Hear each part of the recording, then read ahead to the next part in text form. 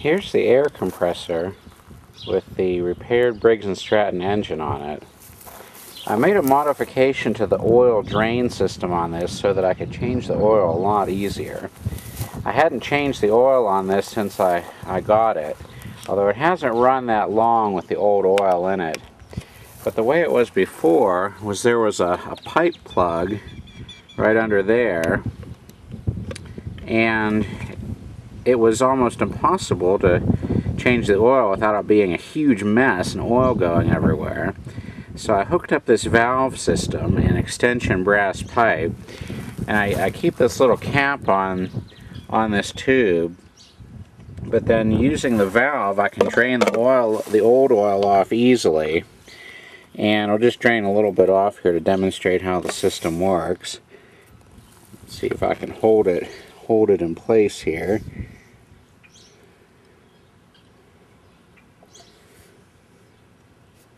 See, there's old oil coming out. Now I can just close the valve. And I actually did change the oil yesterday, but it looks like it probably could stand to have another change. There's probably just a lot of sludge inside of that engine. But this makes it very easy to change the oil. I can even tip it back up to assist in draining it out. So now I'll put the cap back on here. Just put that on finger tight. That's just an additional safeguard to keeping the oil in there. And I got this to start up better by making sure that the choke was engaged when starting. So now I'll demonstrate getting it started up. The choke is activated by this little thingy here. You just pull it out. Now I should be able to get a good start on the Briggs Stratton here.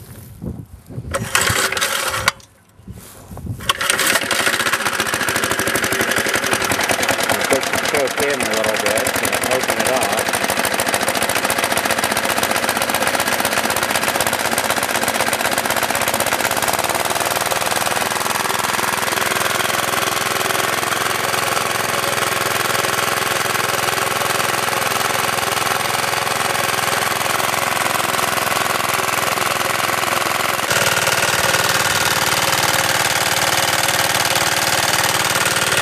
I'm going to use this to air up a tire on the tractor here.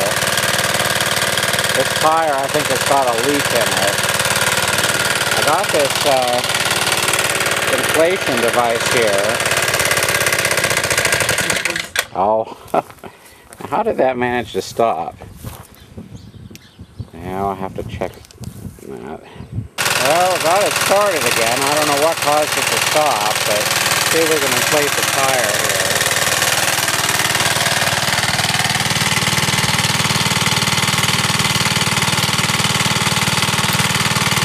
I need both hands to do it.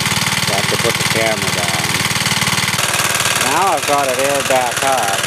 See if I can show how the pressure relief valve works on the air compressor. It should release pressure once it gets to 100.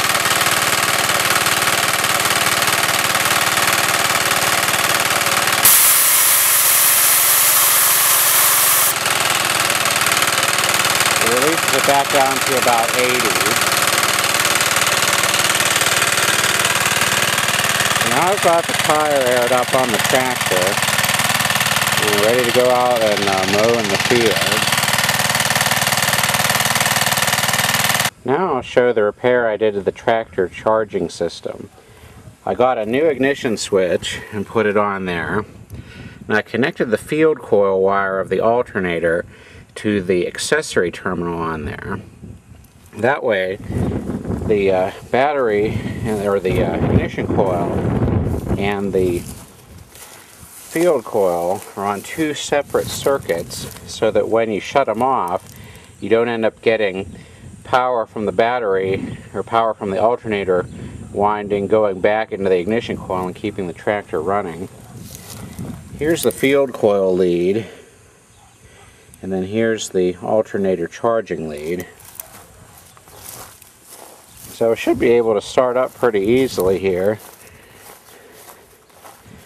Just turn the fuel on.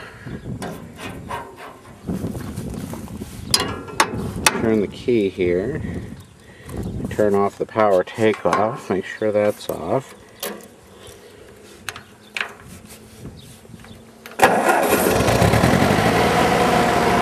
were registering charging of the battery. And that'll decrease as the battery accepts the charge.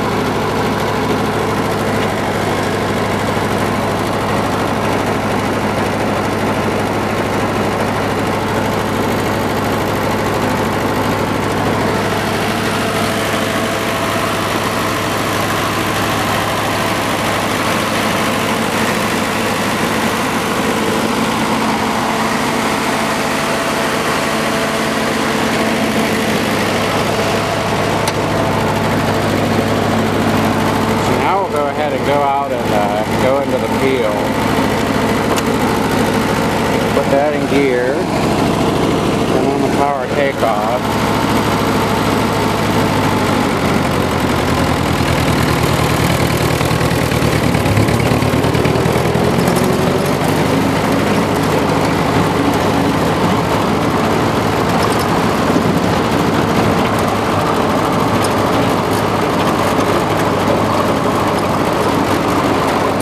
Adjust the height of the mower.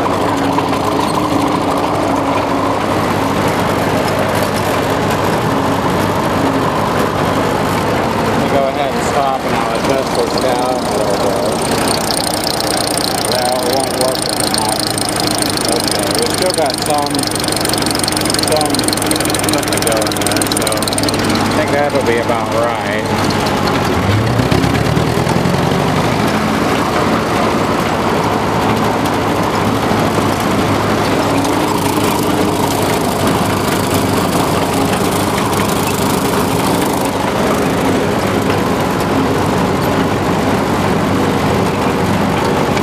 Go into second gear here.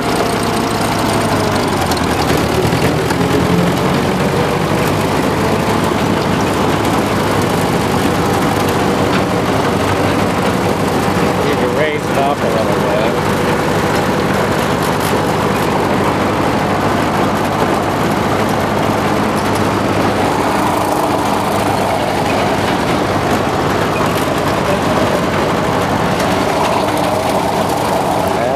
Hard to do this without both my hands.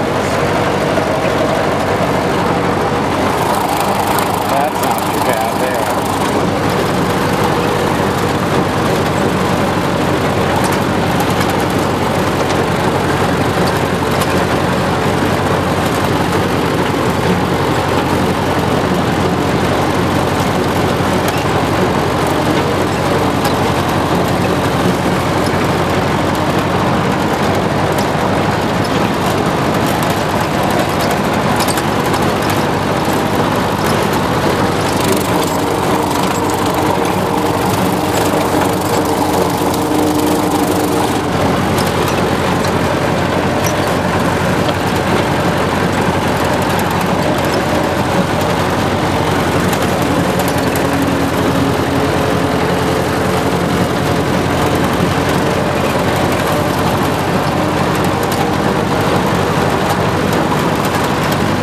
There's a drilling rig down there, you can see.